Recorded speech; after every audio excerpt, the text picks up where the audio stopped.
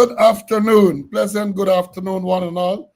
Welcome to the Friday afternoon's episode of Speaking Out, Exposing Corruption and Incompetence. Here we are this Friday, this great Friday, the 17th day of October, 2025. Here we are again for another episode of Speaking Out.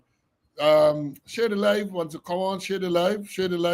Let them know that we are on. By now, all the regulars know the timings. All the regulars know the timings. As I said, today is Friday. Thank God it's Friday, the beginning of the weekend, the beginning of a long weekend. We have a long weekend in Guyana because Monday is a public holiday in respect of Diwali, the Festival of Lights. So Monday is a public holiday. So we have a long weekend. Hope you have enough time to relax and to get organized for the coming work week. Today, Friday, another great day that the Lord has made. Let's rejoice and be glad in it. Let's give praise and thanks for being in the land of the living. It's a privilege to be in the land of the living, and we should never, ever take that for granted. We have lots of stuff to discuss this afternoon. My colleague CC is here in the studio waiting. So far, we have no real technical issues today. I had blackout early in the day, so I hope that was my dose for today and that we are going to have an uninterrupted program. What I have said to you, anytime you see me off suddenly and you suspect it is blackout, just stick around and get a backup arrangement in place, and we're going to be back on very, very shortly. So just to forewarn you, we are not going to not have class. Let me understand this clearly. We have done and we will continue to do all that we can to make sure that we are here. Sometimes we face some challenges, but those challenges would be overcome. And we are going to be here to tell you what you need to know. Credible, valuable information. That is what we are all about. Credible, valuable information. You know, we speak the truth, we speak it ever, and we will continue to do so. The truth affects many people. They don't like to hear the truth. Facts. We bring facts. And facts, by now, we recognize that facts are stubborn things. They ain't going nowhere. So, yes, here we are, this wonderful Friday afternoon. Now, let me say this. We're going to do the new style of roll call, recognize those who came in early.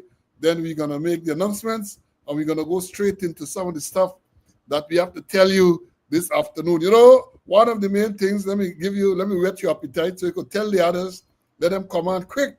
One of the main things we're going to discuss, the call by the Vice President yesterday for the police and GRA to investigate the collaborators, the people who collaborated with the Mohammeds to smuggle gold out of the country. We're going to talk about it. We're going to go into a lot of details with that. So share the live. Let them know that we're going to be in. Now, the program was scheduled. The door opened at 2 o'clock this afternoon. First man in, Danny. Danny was the first man in, followed by Aubrey. Aubrey's all the way in Canada. Then we had Marcia, Ulrich from across the river, Ulrich from across the pond, 8385 Atkinson.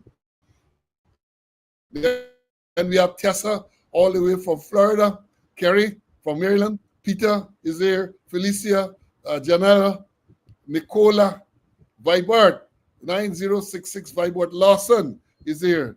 Oren is with us, 9339. Pastor Smith is with us this afternoon. Ivor, Sean from upstate New York, Aubrey is in Canada, as I've said. Puran from Essequibo Coast, Wayne from the UK.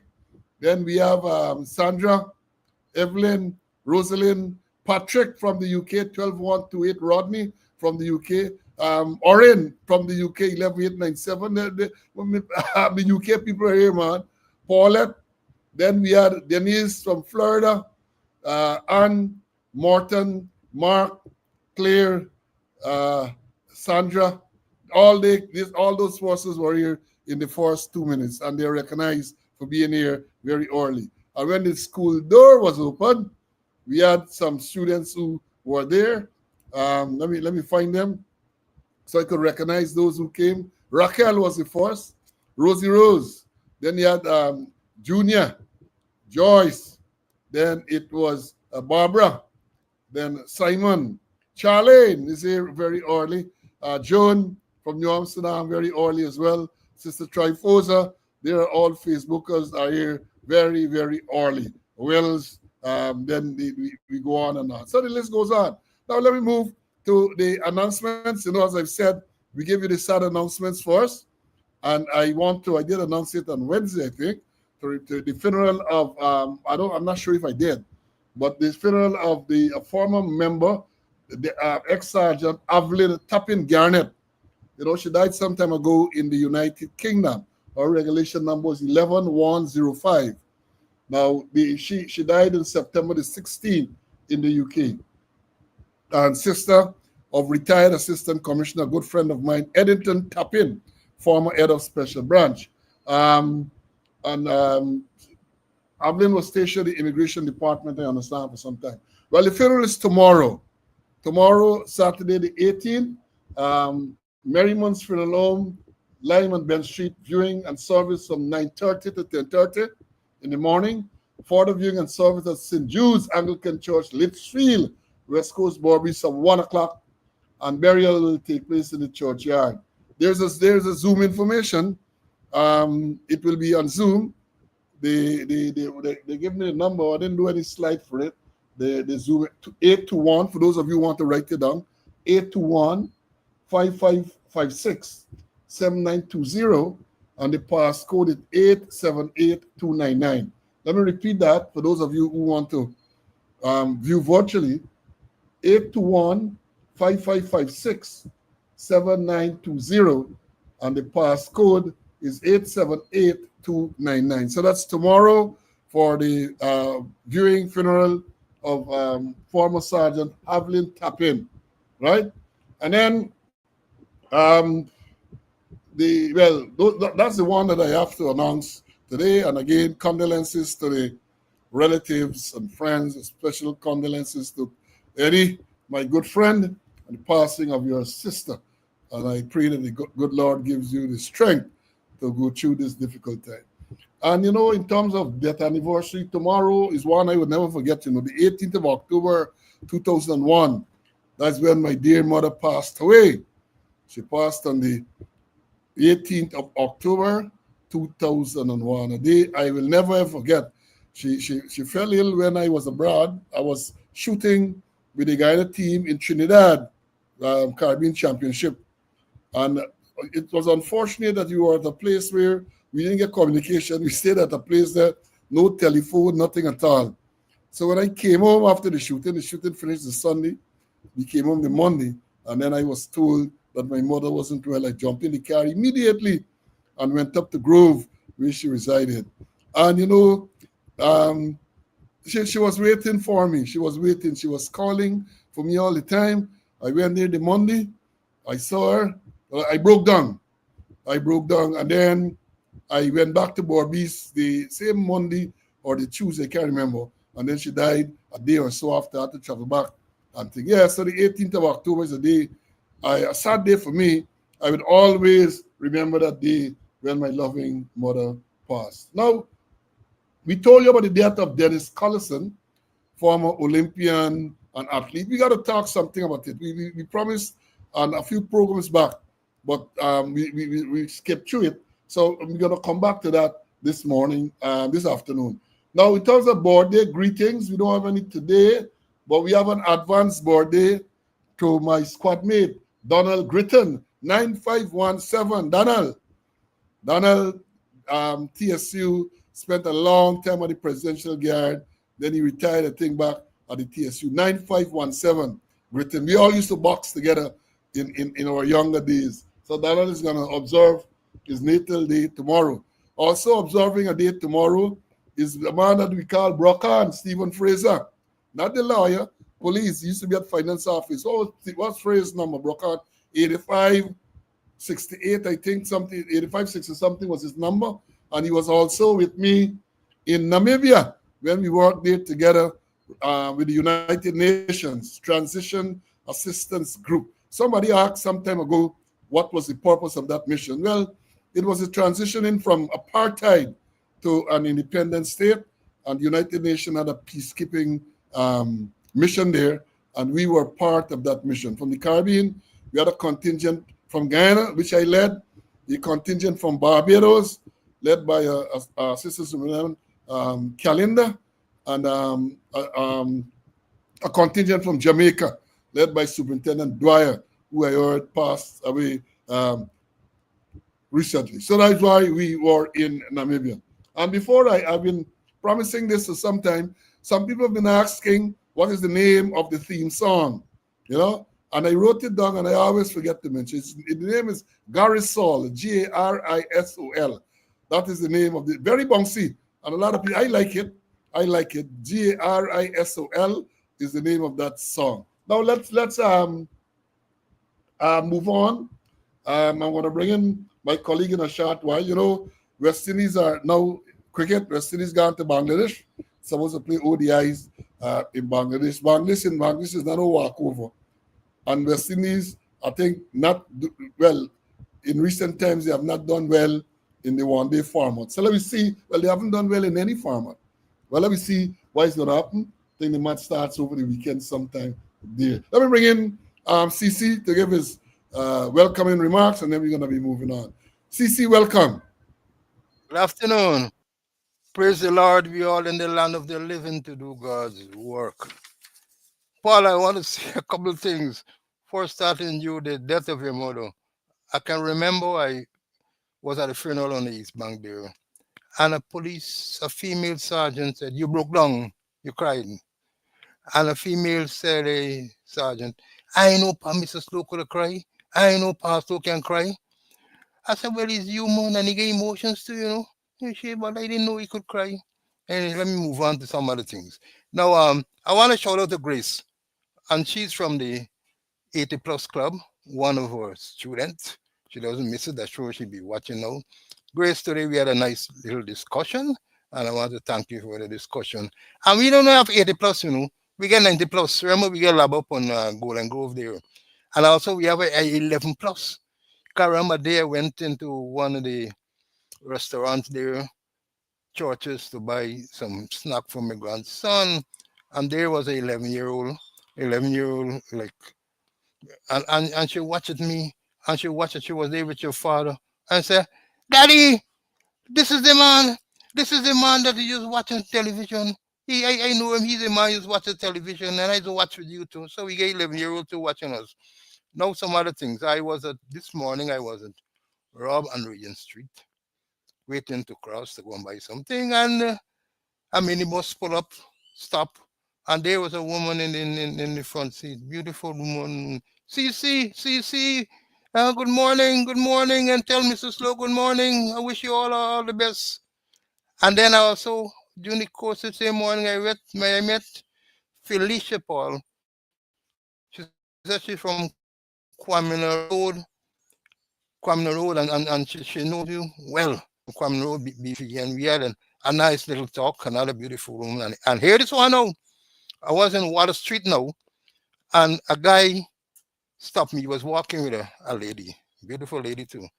He said he was ex-police, work at Parliament Building, and he said, Pastor, when Pastor was in charge of TSU was Parliament Building, and he said, I hope you listen to Pastor Slow and Conway, Clinton Conway CC program.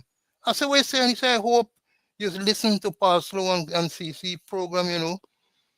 I had on a hat, so I take off my hat. I said, repeat. He said, I hope you listen to Pastor Slow and CC. I take off. I said, well, I am Mr. Conway MC. He go, "Oh, no, no, no, no." And he hugged me up. Your wife hugged me up, and they give me a small piece for the program. They said they're from Linden, and they were hustling back to catch Linden to beat the highway confusion so that they can listen to the program at 4 o'clock this afternoon. So shout out to him and his wife. And also I met my squaddy, Ian Andrews. This is Carly Watusi, chairman of the Minibus Association, I think the market vendors. We met at a certain location, which I will not disclose, because we have certain things in common. And we talked for nearly over an hour, good conversation, So I want to shout it again to Ian Andrews, my squaddy. And I know that we're going to reach again to a further discussion.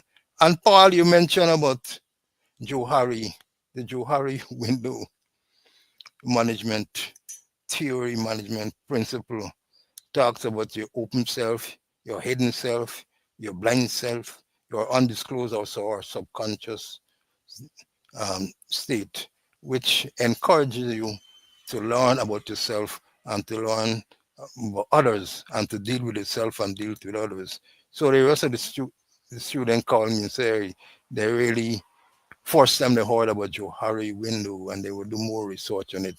So I want to advise others, check out Johari window, check out your, especially you are who are in leadership position. The Johari window will assist you a great lot. Yeah, thank you, CC. But the students say you got to correct your location. Got to say you are at Robin Regent Street, two parallel streets. And I say could not be. So you better correct it before the thing. You say Robin Regent.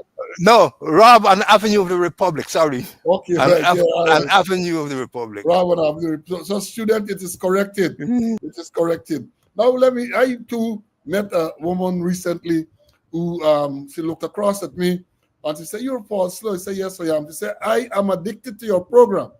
She said, "I am addicted." She said, "Some days, or at least one day, Tuesday, she looking for the program. She looking. She said, where are these people?" Then she realized that it was a Tuesday and not a Wednesday. So yeah, we have people who look forward to the program, and the attendance will see.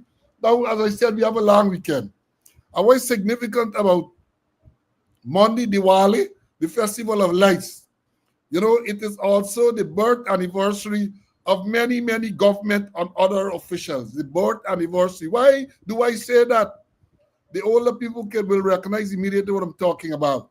They say, back in the day as a little boy, they tell you, say, Diwali night is the darkest night in the year, the darkest night.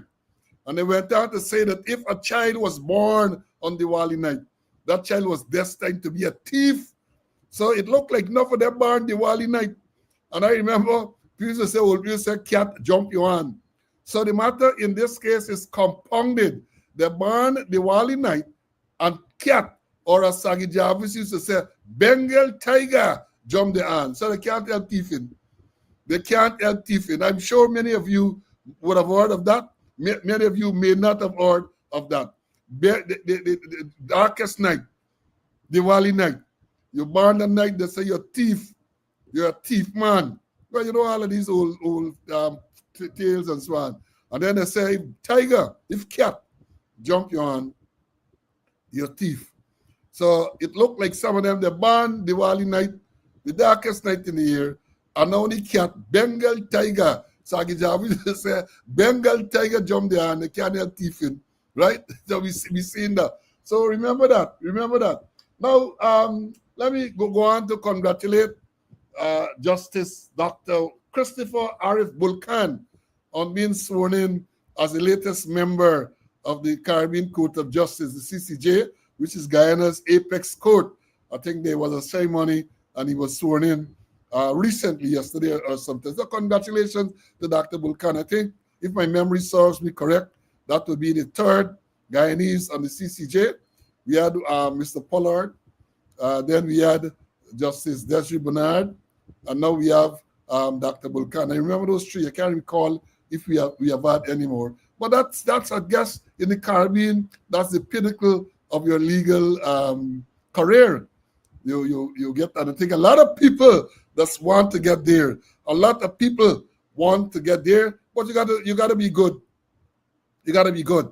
There's a new chair of, I think it's Justice Winston Anderson is the person in now as the president of that August body. So yes, congratulations. Now, in terms of congratulations too, I want to congratulate the graduates or the graduates of the recent Standard Officers course. It used to be SMOC, Standard Military Officer course, and now it is Standard Officers course, where a police rank. I gotta big up the policeman. A policeman came out as the best graduating student. Well, let me tell you something. You got to be, according to Guyanese, the country people got to understand. So you got to be real. The Americans and he has to be real good. But the Guyanese just say you have to be good bad. You have to be good bad to go to GDF and get the best student on that course. He has to be very, very good. I am talking from experience. I was one of the first forces ever did a course in the Guyanese Defense Force way back in 1977. Right? I was promoted to corporal in October of 1976. And the next year, 1977, I was identified along with others to go on a drill course in the Army. The drill course, you have to be a senior NCO, sergeant and above, sergeant, warrant officer in the case of police, sergeant, inspector. So I, along with others, we were authorized, a few others authorized to wear three stripe. Authorized to wear three stripe to go on the course. And I went there and I excelled. I excelled on the course. I was a Atan, drill and so on. I excelled. And when it was the graduation day, I never forget that day because that day when I made one of my moves, my pants slipped in the inside. The seam burst, right? When they announced, this is not no joke, the older people remember. When they announced that Slow from the police was runner-up, the soldiers booed. The soldiers said boo, and they didn't boo because they felt I didn't deserve that. They felt that I was robbed. And when they announced the soldier, the warrant officer, I got calling him, they gave him their student, they boo louder. They boo louder because they said it was robbery. And I will never forget, after the course, after the passing out, we went to the senior officers club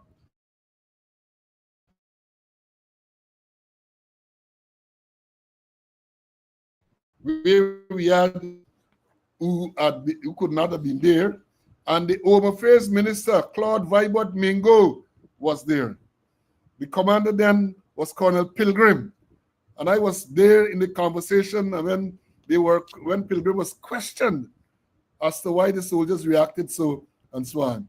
And he said, well, it looked like the people wanted Slow to get. That's what the commissioner, deputy commissioner was telling him.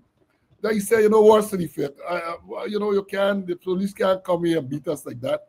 Police can't come. We can't allow the police to come and beat us. And I remember well, they said, all right, we got to look after that. We got to look after. And a few months after, at the ripe age of 21 years, I was promoted to sergeant.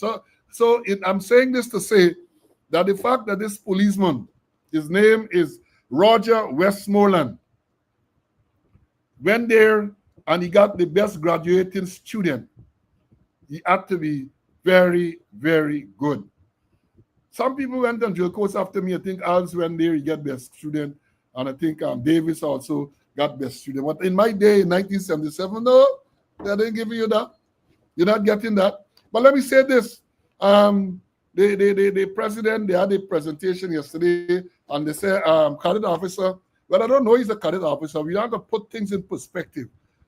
He went there, I don't know what was his rank when he joined the course. They got to understand the standing orders, they got to understand. He went there at some rank other than an officer rank. Maybe corporal, maybe consul, I don't know what rank he went on the course on. Now, once the course is finished, the GDF, they get promoted, the GDF, because it's the commander-in-chief promotes them. But in the case of the police, it's the Police Service Commission has to promote these people once they come off. So I don't know, because they call him, and this is not meant to detract from his excellent performance. I'm just putting the record straight, right? They said police cadet officer Roger Westmoreland has emerged as the best graduating student of the Guyana Defense Forces Standard Officers Course. On Wednesday afternoon at the commissioning parade, he received the Presidential Sword of Honor. The 25-year-old, who hails from West Demerara, said he joined the police force in 2018 and jumped on the opportunity 2 years ago to enlist in the Standard Officers Course. Well, I got some stuff wrong there, Garden. This Garden, mostly I'm reading. I don't know you can enlist in the case. You are identified. Once you have, well, you should be identified once you have the necessary academic qualification. If I remember correctly, it's 5 subjects, one of which must be English language. And then they get something, you could get a 5 in 2 sitting. But 5 subjects back in the day, 5 subjects you have to get, one must be English language. There's a certain man known as the capitalist. They made a mistake. He went in the course and he did not have the English language qualification. And he remained at the cadet officer for a long time, right? Certain man, the capitalist, right? So congratulations to this officer. But I noted that he's 25 years old. And to go on the standard officer scores at 25 is a little unusual because people a little younger are the ones who will send, who they would normally send. But let me say this, because I have a lot to say about it. CC2 has a lot to say about this. So yeah, so the part where they're saying he jumped in the opportunity, they would have been, well, as I know it, they would have identified people based on their qualification. They would have had a board. They should. That's, I know it. I don't know what happens now. I know people just call, politicians call, I just send this body. But in my day, they would have gone through a board, an interview board. They would have been interviewed and all of that. And then at the end, when depending on the number of positions, you will decide who are the ones to recommend to go on that program. Very, very hectic program. But let me say this. The cadet officer program started in the Guyana Police Force in the year 1958. Right? For you history buff, 1958. In those days, cadets came straight off the road. The forestry was straight from Queen's College. Norman McLean, Cecil Skip Roberts, and Cecil Glasgow. Not Ovid Glasgow, Cecil Glasgow. They came straight from QC into the force, and then there's an elaborate program for them to go through to become officer. Elaborate training, because from QC, they had no number of policing. They joined, and then they had a program to make sure, including stints overseas, to make sure that they were well trained. Now, after that, we had other people from outside, a man named Oab, Houston, and I think there were three others and so on. Now, during that time, there was a very contentious debate in what was then the parliament, right? Contentious, because the police union argued that men in the force were disenfranchised, were denied the opportunity to go and become cadet officers because you're bringing them little by straight from the QC and those places, right? So after some years and the debate in the House there and so on, they decided to give qualified policemen, people who were already policemen in the force, the opportunity. And then people like Lloyd Barker, 5561 Barker, you had James Mentor, you had Balaram Ragabir. Those people were the first set of internal cadet officers. And then after a long pause, you had 5561 Derek Thompson. I think that was the number. No, not 55, 65. Derek would have been 6573 or something like that. Derek Thompson.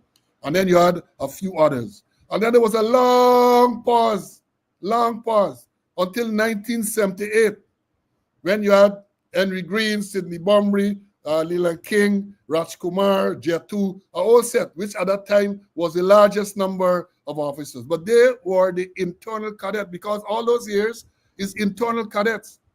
Well, not only internal, external in terms of people coming from the road, now McLean and them. And then you had the internal system. That internal system worked well until 1980. In 1980, a decision was taken to send police officers on the GDF standard military officer schools, police ranks, not officers, police ranks. But then the criteria was that they ought to be people who had shown, not only academic qualification, but they were exposed to policing and new policing. So when, for example, the first set of people were selected, Winston Felix, Donald Pearson, Basil, I can't remember, 84, 87, Basil, I can't remember his first thing, and Danny, right? They were the first. Well, Danny and Basil did not make it to the end, but Pearson, 75, 63 Pearson, he was a sergeant in Barbies. 8416, Felix was a sergeant training school and elsewhere. They were grounded in policing. They knew policing, right? Yes, the young Gibbon said Derek was 65, 62. Yeah, they were grounded in policing. And then when the other set, when people like Larry George, Rickford Chivreton, William Welcome, Mohammed Jamir, they were already well-established policemen with supervisory rank, and they were supervising other ranks. But then the thing took a dramatic turn, especially around, I can't remember the exact year, around 2008 or something like that, when President Jack Dale told Commissioner Green that he wanted 50 cadets. He wanted 50 cadets. So the scrunt around, and even trainees, people who are in the school, training school, with couple months service were identified to go on the course. That has proven to be disastrous if you check the record. Check the record, disastrous. Because the issue is, and I know Mr. Conway is going to talk about it, the issue is, these people go on this standard officers course or the standard military officers course. Many of them are constables. Many of them are not experienced policemen. As I indicated, taken from the college. They know nothing about policing. They are sent to this course, spend about a year doing military work, military training, nothing to do with policing, and then they come back into the force. Some of them are so haughty that there is officers, so they walk and they puff the chest, and they know nothing. So the little corporal or the sergeant who know the work, right? Sometimes they bully their way, and what happens in many cases, them little boy mislead them. Them little boy just mislead them. Oh, you're officer, all right, do what you got to do, and they get in trouble. A lot of them fell by the wayside. A lot of them. So we have a system now in the Guyana police force in Guyana where you don't know what is the criteria really. Because sometimes some are made internal cadets. They don't have to go to GDF for any training. And then some they select and they send to GDF. This set, I understand, they are about 5, I think about 7. Now, what is the problem before I bring in Mr. Conway? Again, this is not detracting from these people to have gone through that course, which is one of the most rigorous courses. They have to have metal, right? This is talking about the system. Incidentally, I did my long paper in the staff college on the police cadet system, right? Now, when they come back now, and they're going to call them cadet, at some stage, the Police Service Commission is going to promote them cadet. There is no proper program in the police force for them to now learn to be a police officer or what it requires to be a police officer. So you take a constable, you send him on the cadet course, he comes back. For all the 1 year or so he went there, they're not about policing. Nothing about policing. Yeah, they're going to do management issues, I suspect, how to command the troops and all them type of thing. Yeah, tactical, I understand that. But nothing to do with policing. And let me say this before I bring in Mr. Conway. A police officer and a soldier, Guyana Defense Force officer, the roles are different. Big difference. The roles are miles apart. The roles are miles apart. And before I bring in CC, I said before on this program, when I went to Staff College in 1994 in the UK, because my research was on the cadet scheme, I went to places to look at how they operate. And I was surprised to realize that even though they have a cadet scheme in the United Kingdom, they have, I think, 43 different forces. Each county and other thing has a police force with a police commissioner, chief constable, right? Chief constable. Only the metropolitan as a commissioner. You enter the cadet system, you do not skip any rank. So you join the force as a constable, and you're put on the cadet system.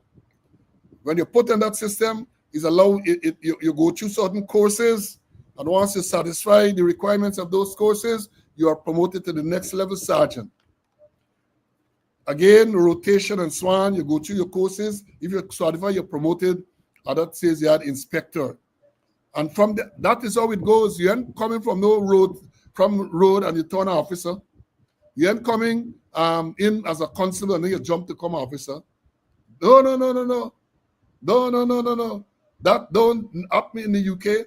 But we have this perhaps unique model where you can be a constable today and tomorrow you're an officer, you're a cadet officer with little preparation for that role. And again, let me say again, I am not knocking those young men who went there and were successful. Congratulations to them. I am saying that the system needs to be looked at. So now that they come, you ought to have a proper program designed to ensure that they understand the rudiments of being an officer, of being a policeman first, powers of arrest, and then being an officer in the Guyana Police Force. Because officer in the Guyana Police Force carries additional responsibility. You got to know to do disciplinary matters, to conduct trial, your justice of the peace, all of those things. And let me bring in CC. I've been saying all the time, I got some more things to say. Let me bring in CC first. CC, I know this cadets thing is dear to you. So again, I'm sure you would want to congratulate those men too, and you would want to have your say about the program. Go ahead, my brother. Very, very dear to me. And I want to congratulate them. They're the best student there who got the soul of honor, or whatever you call it. And remember, we had one couple of years ago. I think he's a superintendent or senior super, no, a tall guy. I don't know, somewhere he was in A division or elsewhere. I can't remember his name right now, but he was the first to win that coveted sword. So congratulations to all of them. And I know the program well. It used to be SMOC, Standard Military Officer Course. And as you mentioned, Paul, Winston Felix was on the first course. And I know that course well because I had my best friend. In the States, he left work as a captain, and he and Felix became very good friends. And we used to reach up regularly. I was a sergeant in the police force by then. But for me, and I remember Jack Dio telling Green he want 50 cadets. I think we had identified over 45 that we sent to the GDF, not at the same time. But the thing is that the GDF does not teach them police and police practice and procedure. So what I had to do when they said come back, I think we were taught something. I had to conceptualize, design, develop, and implemented a course specially for them. I think I had them in classroom for about 4 months. I used to call them I had a feeling it's called my aspirants because they said they were aspirants. So I used to call them my aspirants. Up to now, I'm calling them some of my aspirants. I think some have reached the rank of senior superintendent in the force, that particular batch. But they need to be properly grounded in policing. They need to go through courses like station sergeant course, prosecutors course, junior officer course. They need to do financial management, disciplinary procedure, and a whole lot of training. And only that, they need to have job rotation. You move them from one department to the next, move them around. But then here, a cadet in traffic, he gone to CID or somewhere there, that you move them around so that they get experience. And you need to give them job, we call job enlargement, job enrichment. I mean, talking about financial enrichment in terms of enrichment with the police and knowledge. Not like enrichment like how Brutus enrich himself and end up getting 250 something charges. And now enrichment like how this is Squatter, say he collected 8.5 million dollars from Ahmad for a wedding ceremony, that they need to be properly trained because overnight they claim the ladder to the top as long as they have no display matters. So they need to be properly trained. Do like what they did with Green and others. They made them corporals and they transfer them all over this country. All over the country they transfer them. And only transfer them as they go to various places. You have a mentor, somebody there who's trained, who's experienced to mentor them. And you're getting like half yearly reports submitted on them. So and if they're not proper mentees, they'll be out of the system. So they need to be properly trained. Knowledge, put them on all the courses you could think about. so that at the end of 2 years, when they're to be appointed assistant superintendent, that they're well rounded, they have good knowledge because of job rotation, job enlargement, job enrichment, that they need to be monitored. Now you get cadet office in charge of Mountain Branch. What's going on there? Cadet office in charge of the workshop. Cadet office in charge of Marine. What they doing there? What they doing there? They need to be around getting knowledge, working under somebody. But then it's difficult, also to get mentors, Very few people you could say "Hey, mentor this cadet, Very, very few people, that they think the old system and design for them to really be uplifted. And they're gonna climb rapidly. They're gonna climb rapidly, but they need to have the knowledge, move them about, job rotate them, or mentor them, get them to do projects and all kind of thing. They're bright, you know. And Paul, you remember a story that happened in England? You mentioned Roberts and Glasgow and then somebody else there. And remember, I heard the English instructor ask Skipper Roberts, turn into Glasgow. Glasgow dark like hell. Skipper Roberts, fair skin. And said, how is it? Both of you came from Guyana, and you so fair and he so dark. And without hesitation, Skipper would say, yes, I was born in the township, and he was born in the country area. End of the story. So the thing is that these cadets got to be properly trained. And the biggest issue is, I say I don't want it to be promoted. How the town cadet officer? There is no police service commission. The government and make no police service commission. They expire since May. Since May. And that's the difficulty because no inspector upwards cannot be disciplined, cannot be removed from office unless he reach retirement age and them kind of things. No disciplinary control because there is no police service commission. And anybody who appoint them now breaching the constitution and maybe some legal action to be taken against them who breaching the constitution, if even the constitution, the supreme law, and even I think it's article 94 or thereabout saying that even the president can be removed from office if he breach of the constitution or act of gross misconduct. So they gotta put proper things in place. Yes, I'm happy that they'll be cadet officer, but you can't make them cadet officer when you have no police service commission. There is no police service commission. And I'm not hitting at those men. I'm not hitting at those men. But the thing is, as they return to the police force, have a structured program for them. Excuse me. Have a structured program for them. Put them back in the classroom, perhaps do a 3-4 months course with them, orient them properly, and then move them about, rotate them all about the place so they get experience. And they must have mentors. It must be mentorship. Although I know where they can get their mentors from. This is another story. They must get mentorship, as and you need to have structured maybe a 6 months report on them or wherever you send them to before the term completed. Somebody there who's in charge has got to write something on them. They have to be properly mentored. But it's good that you're trying to educate police. You're trying to make them the officer creature with with highly qualified people. But they gotta be qualified with the police knowledge, the knowledge of policing practice and procedure, the laws of Guyana, and all the other things, prosecuting, financial management, disciplinary control, and all the other things that need to be done. And it must be done in a structured way. Now, no, here I'm scaring in a structured way. Right. Thank you for that. Let me make one correction. I love my students, man. Well, the students reminded me that Senior Superintendent John Barker was also the winner of the Sword of Honor.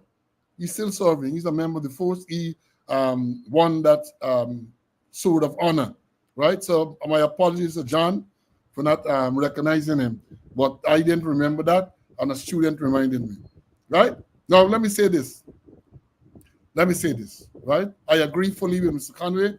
You have to have a structured program for those brilliant young men who now come, and you're not going to teach them policing, because again, the fact that they were able to successfully complete that course, they have metal. They have what it takes to be strong officers, but it's now for the knowledge. It's for the knowledge. You talk about mentor, you look around, I don't know who can mentor them. That is the problem. You don't know who will mentor those persons. But let me say this to the officers. Let me say this. You have got to take your future into your hands, right? Read about policing. Read the standing order. Read the various laws. When I used to lecture to officers, I used to tell them, in order for you to be a good police officer, there are certain laws that you have to know. The Police Act 1601, because that is where you derive your powers from. The Police Discipline Act, Chapter 17:01. The Evidence Act, Chapter 503. I just said, don't even bother with the criminal law and the criminal and the Summary Act. You got to know the Summary Procedure Act 1002, right? And the Criminal Procedure Act 1001. You have to know those pieces of legislation inside out, along with the standing order. You have to know those things. You can't be a proper officer and you don't know 1601, where your power come from. You don't know 1701, which is the Discipline Act. You don't know the laws of evidence under 503, right? And the procedure 1002, summary judicial procedure. You have to know those things. I get those books up to now. They're cheap. I would say to you, young officers, go to the either the Attorney General's chambers or Parliament building, buy those books and read them, learn them. Go around and look around. You're going to see people perhaps in the force and maybe outside who you believe can guide you in certain aspects. Don't be ashamed to ask questions. Don't be ashamed, because one of the problems you will find as young officers, you go to areas and when you get there, you see some things that are being done. You have got to know if what is being done is the correct thing, or else you're going to just fall in and cover down and you're going to end up getting in trouble. So that is my word of advice to you guys. Again, congratulations, but it is the beginning. That is not the end. It is the beginning. You have a bright future ahead of you. A bright future. The cadet scheme as it is now, because it is not structured, a lot of cadets falling by the wayside. A lot of them falling by the wayside. You have to make sure that you don't let yourself down. And you are supposed to be a cadet for 2 years, from the date of appointment for 2 years. During that time, as Mr. Conway said, you should be allowed to get exposure in various areas, and then you are reported on. At the end of the 2 year, they are supposed to report to your work and conduct to the Service Commission, and that will determine whether you're going to be promoted to an assistant superintendent. That will determine. I know that in the past, people have been written on adversely. I wrote adverse report on people, and what happens according to the standing order, if you're reported adversely, then you are reverted to the rank that you were when you became a cadet officer. You are reverted to that rank. So if you were a constable when you went to the course, if after 2 years you didn't make it, you go back as constable, and you have a choice whether you want to stay or whether you want to leave. If you were a corporal or sergeant, same thing follows. At the end of the 2 year period, work and conduct report, and if it is felt that you're not likely to become a proper officer for whatever reason, and objective reasons, not somebody here like you and write a lot of crap, objective reasons, then you're not going to be promoted, and then you are going to revert to the rank that you were when you became a cadet officer. That is the Standing Order 22. It is. You can go read that too and see the Standing Order 22, right? It is there. And there are standing orders electronically, a lot of changes. We get charged in our attempt to revise the standing order. A lot of things need revision. a lot of things. And you know, CC, you remember when they charge us for conspiracy to commit fraud because they said we took money to do the standing order and the standing order was never completed. They said, I got to think somewhere, they said that they had engaged with the University of Guyana to assist in revising the standing order. That's since 2021. Since 2021, they said they engaged. I used to see the document where they signed MOU with the university. Where are they? And I made the point then, I'm repeating it here, no university, no matter how renowned they are, no liar, no matter how brilliant they are, can't write a police standing order if they don't have police experience and knowledge. Because a lot of the things deals with procedures and all of this. A lot of this stuff. They can't write no standing order. So that's why the standing order is the way it is. Right? 2021, they say they engaged with the University of Guyana to assist them. 2021, 4 years of counting, and nothing happened. Right? Somebody bring in Mr. Kyle, let me close this one, and then we're gonna move on. Do you see anything more on the cadet scheme? Yeah.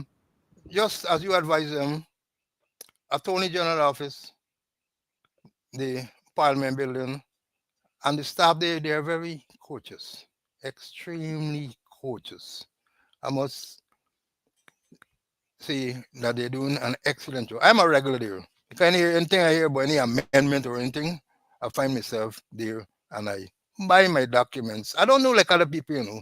I don't thief documents. I buy my documents. And the chief, some of them, they cost less than 6 guineas. Less than 6 guineas. So go there and buy your stuff and read them. And make sure that there's something called self-development, you know. You owe it to yourself to develop yourself. You owe it to yourself to develop yourself. And as Paul, you mentioned, read the standing order. Read, find the laws of evidence, summary jurisdiction offenses act, you know, and them things. You buy the volumes, the Police Act 1601, the Discipline Act 1701, and them things. Buy them and read them. They are available.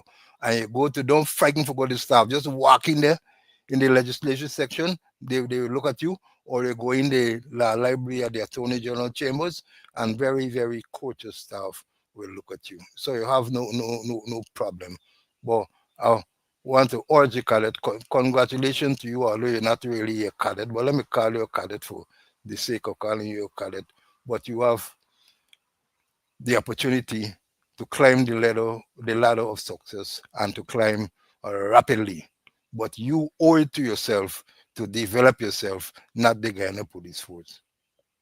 Yeah, and I can't leave this subject without telling them to make sure that you avoid being unprofessional. Make sure you avoid corruption. The temptations are there. You go to some place, people gonna come out. Let me introduce you to this man. Come, young officer, he's a good man. Be careful. My experience has been when they go to a division, you go for branch, and they tell you they want to introduce you to some good man from the area. That good man is more often than not is some damn corrupt man. Make sure you avoid. I used to tell them, don't introduce me to nobody. In time, I'm going to know who the people in the district are, and I'm going to decide who I can interface with, right? Socially. I will make that determination. Don't come and tell me you're introducing me to this man, this businessman, that businessman. No. So that is a word of advice. Be extremely careful, because if you are not, it's unfortunate that in many places, in many divisions, many branches, you have officers. When I say officers, people who are in charge, who will at a flash throw you under the bus. That is the level of the dishonesty with some of them. You're going to be told to do something, and because maybe you don't have the experience to do it and you turn out to be wrong, they're going to dash you under the bus. So you got to be extremely, extremely careful. And remember, I hope that you were taught this in the army. You cannot be compelled to carry out an unlawful order. Right? Let me understand it clearly. You cannot be ordered or compelled to carry out an unlawful order, right? Section 4C of the Police Act says you disobey a lawful order given to you by a superior in rank, either in writing or unauthorized orally in writing or authorized signals and parade. The order has to be lawful. So remember that, because a lot of things happen now with the force of politician calling and giving order. I had to remind the politician that they ain't got no rank called minister, right? When he tell him a lawful order. So they ain't got no rank called minister. And the Police Discipline Act 4C says that you commit an offense if you disobey a lawful order given to you by a superior in rank, right? So I think I've said a lot to these young officers. Again, let me close this off by saying congratulations. Go out there, try to acquire knowledge. Don't not when I say I tell you, look around. You get some officers who might know, other ranks who might know. Unfortunately, there are few. You might know some lawyer you can sit down and interact with. That, we know Slow and Conway are person and grata. Slow and Conway are person and grata. People will tell you, listen to the program, and you are going to learn. Listen to the program, you're going to learn, right? So I don't know any one of them. I don't know them personally, but I think as a retired senior police officer who went through a lot and still going through a lot, I can offer you this piece of advice. It's up to you if you want to heed the advice or not. Let me move on. Just a reminder, let me remind you all that this is Cancer Awareness Month. And again, I'm going to implore you to make sure you go and get your checks, know your status, and be well. There's nothing to be afraid of. This is not long ago where you're frightened to somebody to check your prostate, to check for mammogram, to check your colon, and to do whatever other checks they got to check. This is not them days, man. This is modern times. Go and get yourself checked. Go and encourage the people around you to go and be checked. Now, I had a note there. I saw the mom hearing from for the longest while. I know when last I hear or see on social media Amir Ahmad from Sheriff Security. Wonder what happened, like cat eat tongue or wonder what happened. Like cat eat tongue. Right? But it's a good thing you don't hear from me. So like the silency. Now let me go on straight to this subject that I want to deal with. Let me find it. Let me find it. Now, hold on, I made some notes here. I don't want to miss it. Oh, here it is. Let me pull it up. Yes, at yesterday's what they call press conference, where the skull cuss out by the vice president, he made a very interesting statement. I didn't get to print it, but let me did I? Hold a while. Yes, here. This is part of it. Written here by HGPTV News. We're gonna read it, and then we're gonna do some in-depth analysis. That takes some time. So get your Coke and your popcorn, share the live. Share it, let them know that we're gonna deal with it. It says here, VP Jack Dio, in quote, investigate all Mohammed collaborators. That's what he said, he's reported to have said yesterday. And here what it says, Vice President and PPP General Secretary Dr. Barra Jagdeo, and I don't Barra Jagdeo or Mr. Barra Jagdeo, doctor, because it's an honorary degree. And the convention is that when you're given honorary doctorate degree, you don't put it in front of your name, right? You don't put it in front of your name. This says, Jagdeo has launched a political, let me read about, Vice President and PPP General Secretary Dr.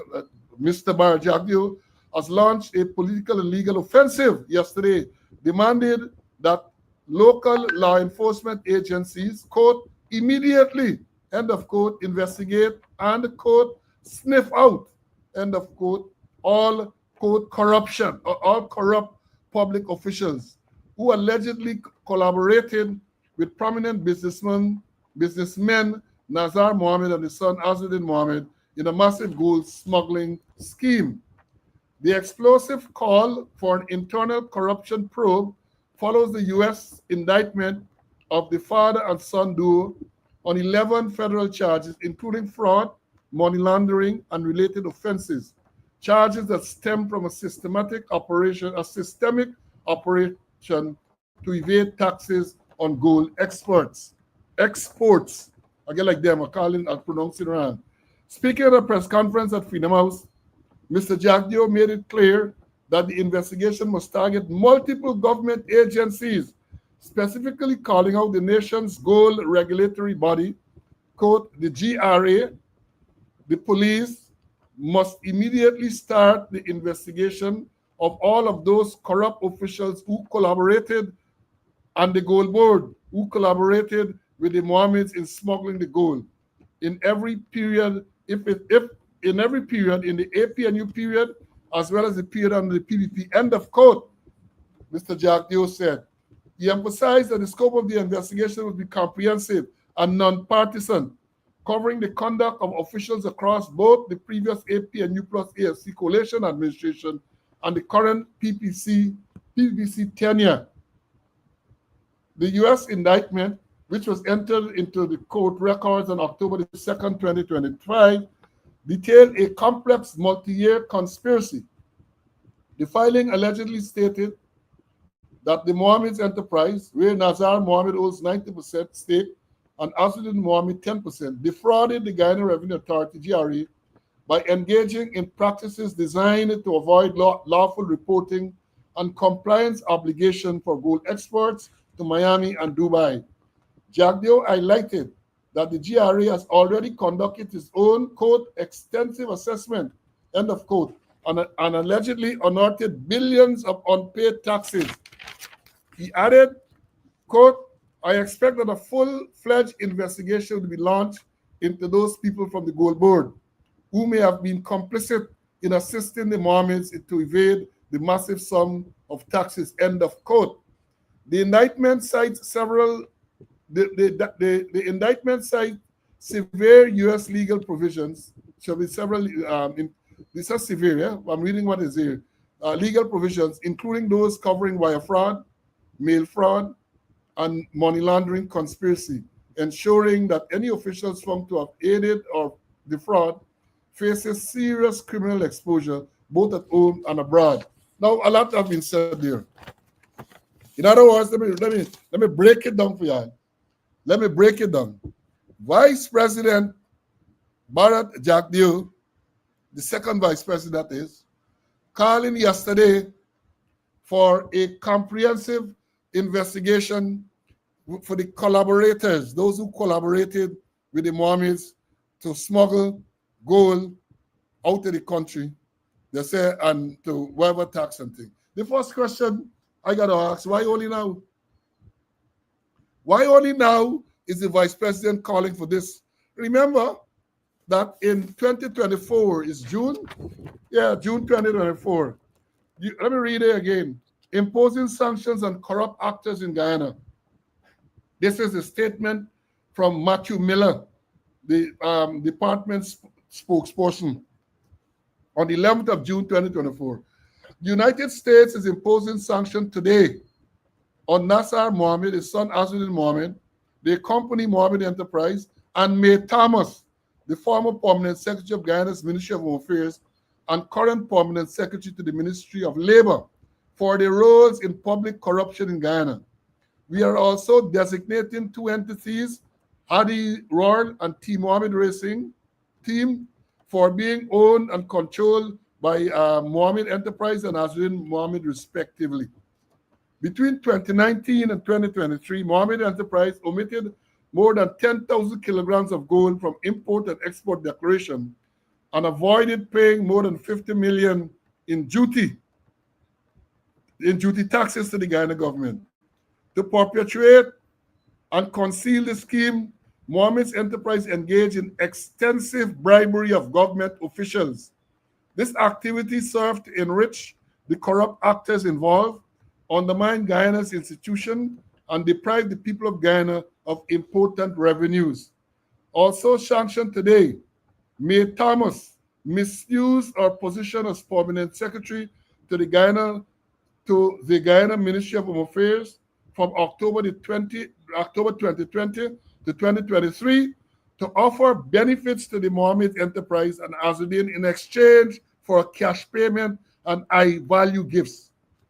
Today's actions support the U.S. strategy of countering corruption, which identifies the fight against corruption as a national security priority. The United States is committed to exposing corruption and promoting accountability for corrupt act worldwide.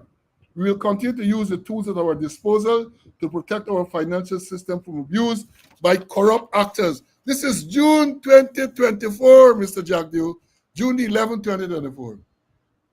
June the 11th, 2024. And you now calling on the police and the GRA to do an immediate investigation into Azudin Mohammed and his collaborators? Which rock you come from? Which rock you crawl out from, Mr. VP? I would have thought that from the time this action came down on the 11th of June 2024, and these details where people talk about corrupt officials, I was saying it all the time, I would have thought that an investigation would have been launched immediately to determine who these corrupt officials are. I would have thought so, that you would have called since then for a proper investigation into these corrupt officials. That's it. And then again, why the vice president has to call for that? One to the commissioner of police, one to the crime chief, maybe even the attorney general and the minister of home affairs. Why? Commissioner of police, Clifton Ikin, since the 11th of June last year, people talk about corruption in Guyana. You are the head of the leading law enforcement. Did you not see the need to start some inquiry, some investigation? Blanham, crime chief, same thing. Y'all wait now till this is not a dog whistle. This is not a dog whistle. Kadima was direct. So y'all must launch an investigation immediately. So that is no dog whistle. This is clear instruction.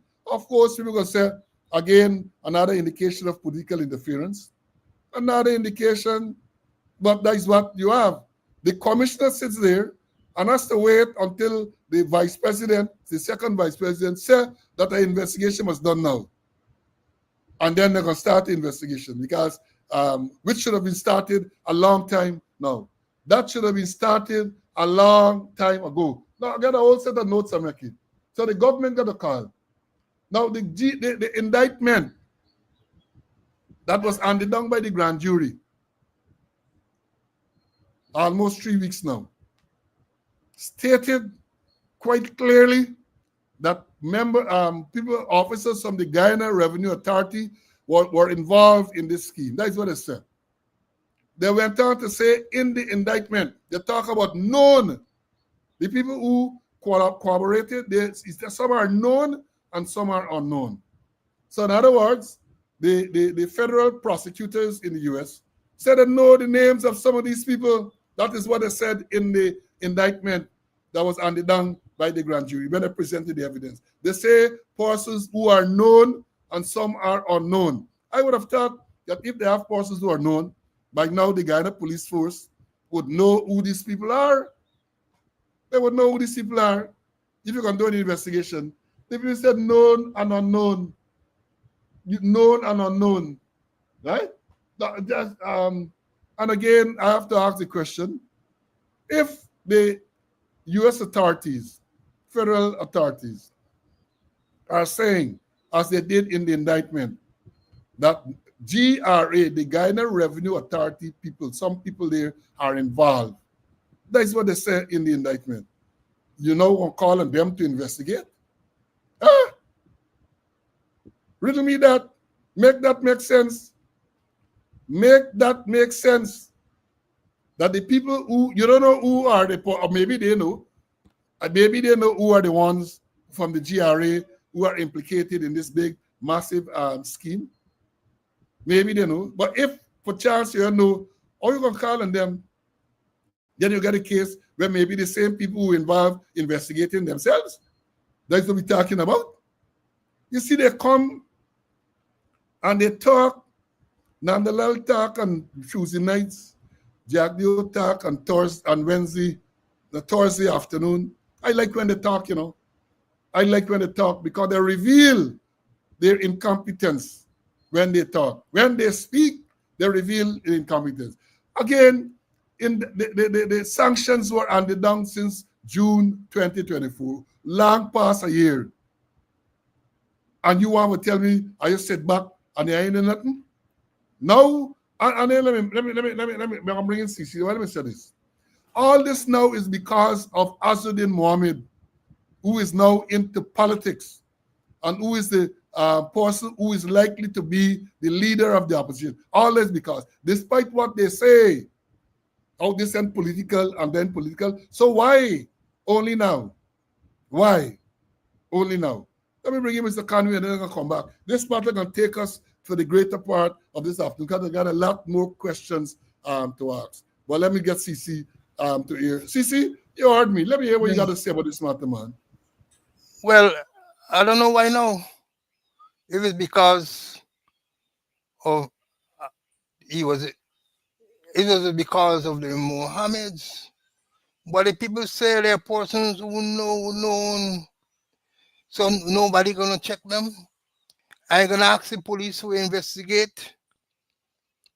You know, police gonna investigate themselves too. There's another story. And the Mohammeds couldn't have done it by themselves. There's the bottom line. They had to get support from the Ghana Gold Board, GRA, even Ministry of Home Affairs, and others to do what they did. Even the airline officials are also. So they couldn't do it alone. And therefore, others got to be involved. And this should have been done a long time ago. Since last year, perhaps the investigation should have done already and a proper report come. But then if we jump a bit and go back a little bit, what happened with the investigation with Sue? Sue made serious investigation against the second vice president, a lady who did the interview, won an international award for reporting. Huh? So a real thorough investigation should have been done elsewhere, targeting GRA, targeting Gold Board, talking everybody that is thing there. And the people saying, I repeating myself, that they are known people. Did the government ask for the known people? And then you need to go broader than them or go deeper than them. Do proper investigation in terms of what's going on with the contracts. Contracts that they are awarding to people, to friends, to favorites, to family, to flatterers. All of them should be included in anything. Massive investigation ought to be done. Investigate Jack Dio himself. Investigate others. Huh? Investigate others. Was a lot of things going on, and no investigation. It come up and it finish. Only now maybe somebody must wake up with a nightmare and ask about corruption, and we have a corruption unit and all kind of thing there. Time has gone long. Things should have been done. But anyway, they're making a start. What do we see what's gonna happen? No, right. Let me say this. As I'm trying to understand what the nature of the allegation is. They talk about gold smuggling, talk about money laundering, and all this type of thing. But when I read the indictment, what I glean from reading the indictment, part of the scheme they're saying is that the Mohammeds would ship or they ship a set of gold out of the country, went through all the correcting get the necessary seal, get necessary stamp, pay the necessary duties and all of that on a forced shipment. They are alleging thereafter that once this gold shipment reaches the final destination where we gotta go, they have some scheme where the gold is removed and the empty box with seal and everything is sent back, all the way back to Guyana or wherever the gold is loaded. Then more gold, additional amount is put into the box with the old seal, and then the duplicate documents are used to send out the Swanee and duty and Swanee paying, because the old documents leading people to believe that, well, this is what is being paid for as well. That is part of what I understand. That is part of the scheme. Well, let me say this. If that is the scheme as outlined in the indictment, a lot of people involved, because let's all right, the mommies are left to be they shipping it from Guyana. I don't know that they accompany the shipment all the way to where it has to go, to Dubai or to Miami. Other people got to be doing this thing. Who's shipping back this empty crate and all of that with seal on it and so on? This thing is a massive, massive investigation involving overseas players. And again, let me hasten to say that I don't believe the Kadangakal Soku or somebody. They don't have the competence to deal with investigation, a complex investigation like this. So Jack, they only shooting off. They're only shooting off, and they're going to come and say they're investigating and pick up people and all of that. And it's a massive scheme, and they say it's a multi-year thing going on. Now all of a sudden, Jack, you know, under the APNU administration and under our administration and that sort of thing, the people talk about gold smuggling between 2020 and 2023. That is what the sanction talk about. The sanction say, let me read it back. The sanction talk about the PS. They said between 2019 and 2023. 2019 and 2023. Yeah, the coalition was there from 2019 and part of 2020. But you've been the part 2020, 21, 22, 23. That's what it says.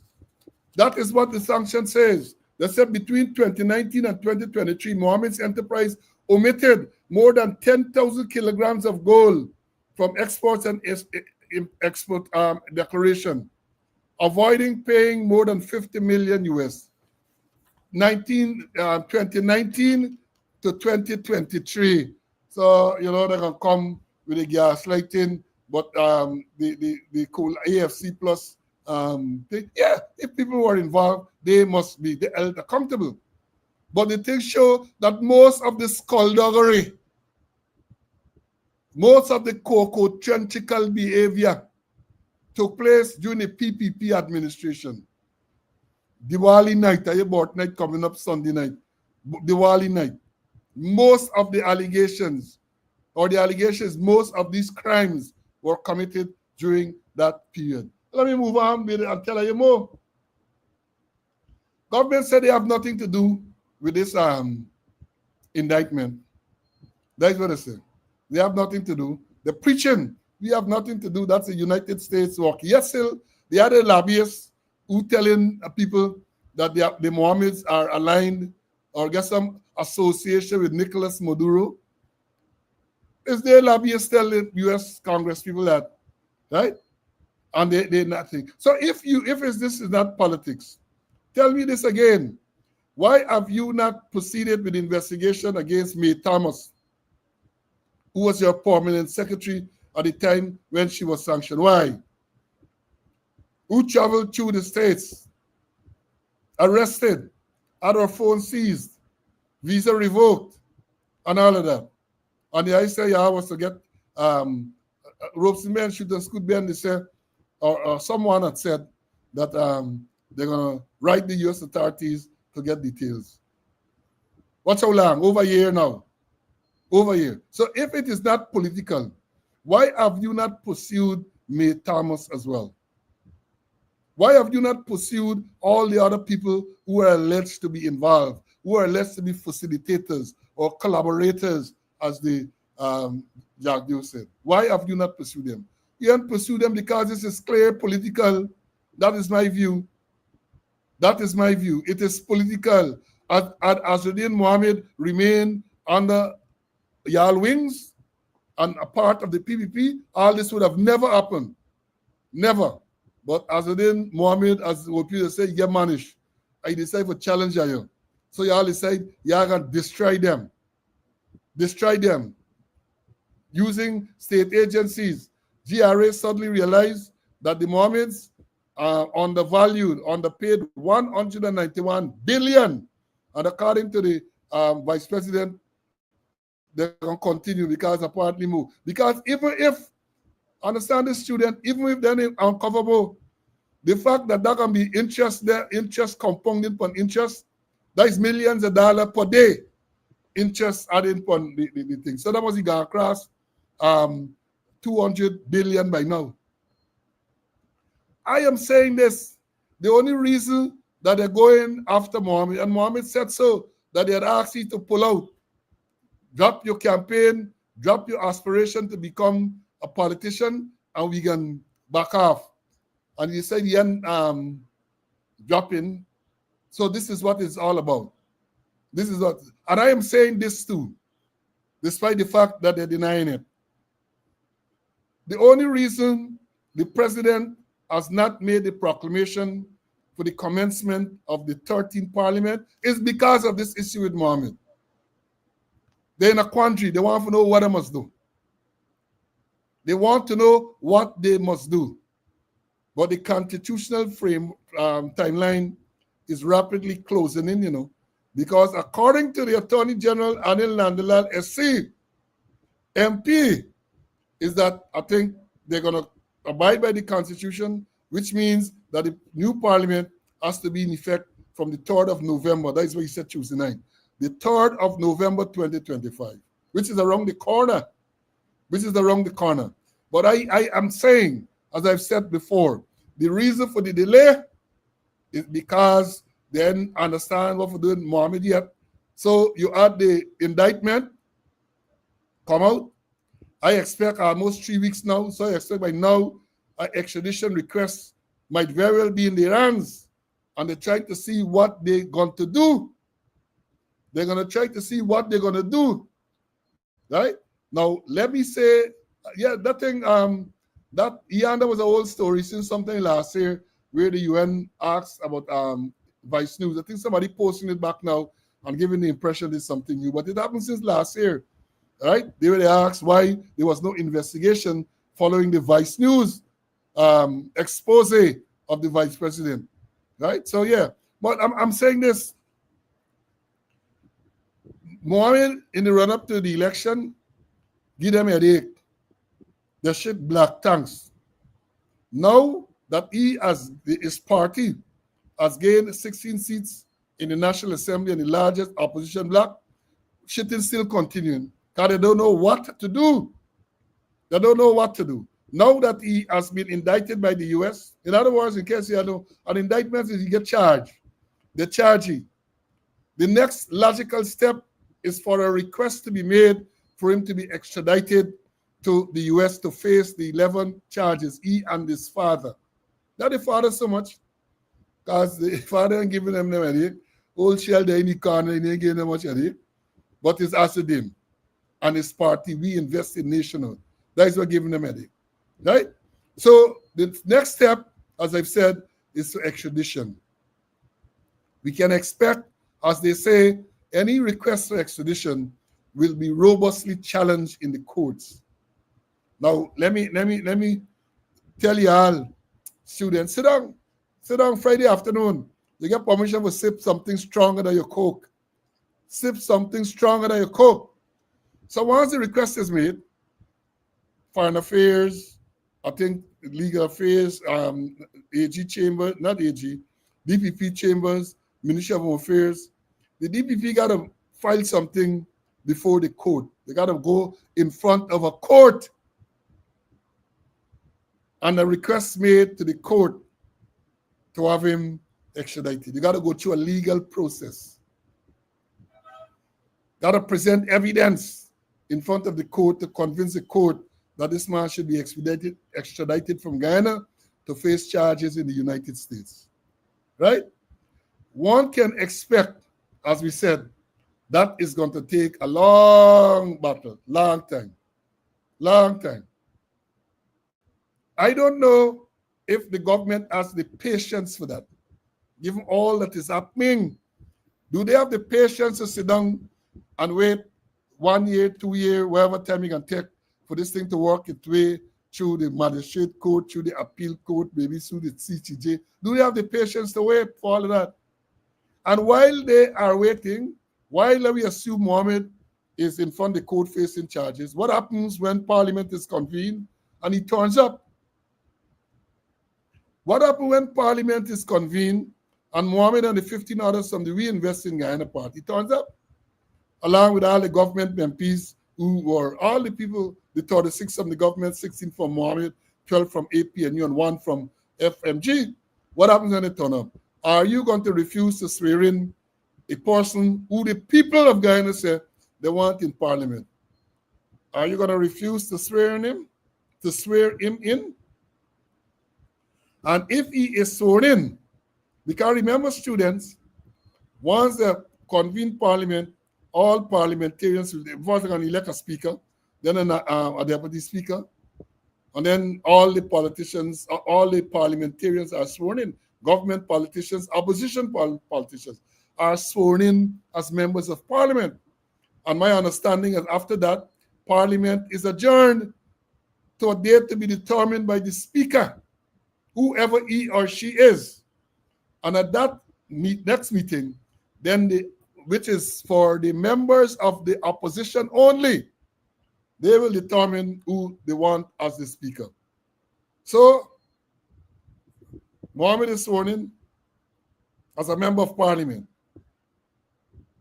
Then there's a meeting to be called. The Constitution is silent as to how soon that meeting is to be called. So, will they just decide they are calling that meeting for the election of the opposition leaders? For the leader of the opposition? I don't know. I don't know. But when that meeting is called and the people decide they want Mohammed as the leader of the opposition, what next? By then, let's assume by then he's sitting in some cell. What happens? Comrade, you are going to think about these things. What will happen? Are we heading for a constitutional crisis where the person who's supposed to be the leader of the opposition is sitting in some cell somewhere awaiting extradition? Or worse yet, is sitting in some cell in some foreign land awaiting trial? Because as I told you all before, in case the government decide they don't have the appetite to go through this long legal process. Remember we talking about, according to GHK Lal, a gang of gangsters. The next thing you know, Mohammed is arrested and he wakes up or he's taken on a free ride to the US. His rendition, bypass the court process with all of this long extradition proceedings and bypass them. Just pick you up, carry you to the US, let you face trial. All of these are possibilities you got to look at. Some fancy jet come touchdown at Timeri. So every time you see a private jet and thing at Timeri, I pay attention. Pay attention. So we have that. And I'm saying that the only reason that the president has not declared the proclamation for the 13th Parliament is because of this Mohammed issue with the indictment and all that. That is the only reason. Yeah, Brennan, take a stiff drink, man. That is the only reason. Let me bring him Mr. Conway of Peaceful Button and get enough more to talk about the same issue. CC? I agree with you, Paul, that there are issues, alternatives, and it's looking very much like rendition. It's looking very much like rendition. Remember, a couple of months ago, a Guyanese who used to live in Suriname, then Guyana, get Guyanese passport, something that Suriname investigating, and Guyana arrested him, get him for a couple of days, and then hand him over to police, to the police in Suriname. in the police in Suriname. No, no request made to extradite him. Nothing, just a no. And Mohammed was in bed with them. I think he got enough secrets with them. They benefited financially from Mohammed. We see reports of checks after the sanctions paid to PPPC. We know that. So investigation, if I know about talking about investigation, it because it going to involve some of them of the highest level the attorney general said that they gonna make it easy for him to be extradited. You say you gonna make it easy, whatever that mean. And I always amazed Paul when you referring to him and you saying SC and you pause and then go to MP. I wondering whether a vowel is not left out there. So all kind of things going on there. But the investigation and the whole process will take a long time, which they can't afford. Excuse me. That if the request is made, it's straight to the CCJ, the magistrate court, the appeal court, and CCJ. But they need to do proper investigation because a whole set of people are involved. Plenty and plenty high level people involved. So let me say this. This is something that we should have addressed some time ago. Remember, let me see if I can find this thing here, man. This chart contacting alone don't work good every time. But y'all remember this? Y'all remember this? My favorite type of bird, the blue factory canary, he sings well. But let me say this. At this stage, I can only believe that this is all bluff. I think Jack Joe talked about it yesterday. Brutus was to sing, you know. Brutus was to sing, but they got laryngitis, they can't sing. Wazuddin Mohammed supposed to sing, they can't sing. Right? So at this stage, we have got to believe that it is all bluster. They ain't got nothing to implicate nobody. But we shall see. Let's wait and we shall see. But at this stage, I believe that the fact they haven't sing yet and this thing has advanced to this part, I don't believe they get much song. They're cutting, they ain't got no record label for cut. I don't believe they get any song. Right? Then they going to start with some old time folk song, Aaron Tibes, Allah, Aaron Tibes. Maybe them song they can sing. But nothing of real, no song. Right? No, yeah, I think. Well, we can wait and hear what's going to happen. Let me wait and hear what's going to happen. I'm saying this. As the vice president is in the mood for calling for investigation, sir, can you please also call on an investigation into the Sugate? The allegation made by Su Jirang, the Chinese man, in the Vice News interview, and there's almost 2 years of counting, that you, Vice President Jagdeo, does take $500,000 from Chinese men, Chinese business people to facilitate contract.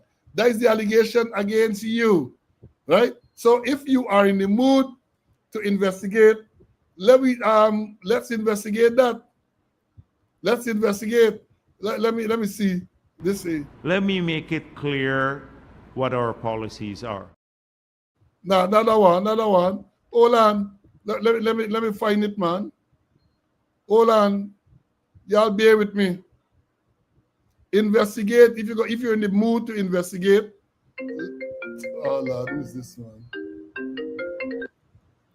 If you are in the mood to investigate, they have other things that you can investigate. You have other matters to investigate. So investigate that too. Right? What was this? Sit there and fabricate that. Unless you say who the person is, I can't comment on anonymous people. Okay, well, let's talk about specific individuals. What is your relationship with Mr. Su Jurong? So my relationship, nothing. He's a tenant in my place. Yeah. And he's a good friend of yours? Yes. Yes. He is a friend of ours. He claims That is something that is worthy of investigating. You have an allegation made against yourself.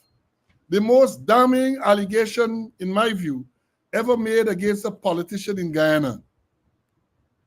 Over 2 years and counting. And you have not you have not called an investigation. And clearly now you're telling us that you have the power to call investigation. Because you telling police and GRA must immediately investigate this matter, the collaborators with the gold smuggling thing, right? The collaborators, right? So therefore, investigate that as you're in the mood to investigate. As you're in the mood to investigate. As you're in the mood to investigate.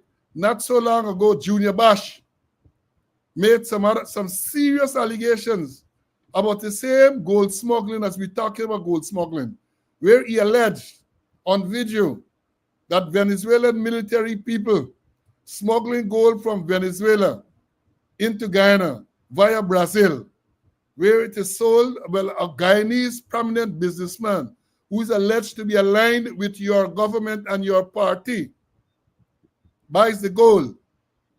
The man going to detail how the gold is diluted. Because when the gold comes from Brazil, it comes at 99.9 purity. And that is they don't want it to remain at that, so you dilute it. So they can't know that the origin of the gold is from Venezuela, propping up the Maduro administration. That man went into great detail as to how the thing works. The generals that come to Bovista, the money is, they go across there, buy it in US dollars, bring it over, smuggle it over to Guyana, smuggle it to Guyana where the office, they got some office in Letem. Then it is flown from Letem to Georgetown. All of that demand detail. Wait, you're not going to investigate it too? It's not gold smuggling? Why are you, and again, I only brief for the Mohammeds, but I'm saying that if you are so anxious to investigate the people who are collaborators, don't stop there. Don't stop there. Stop there. Investigate to the Su Jurong allegation against yourself. Because the fact that you brought a lawsuit against Su, and I guess you get by now you get default judgment, that means that your name has not been cleared. The allegation has not been interrogated. Su disappeared. You don't know, you did not must sue thereafter.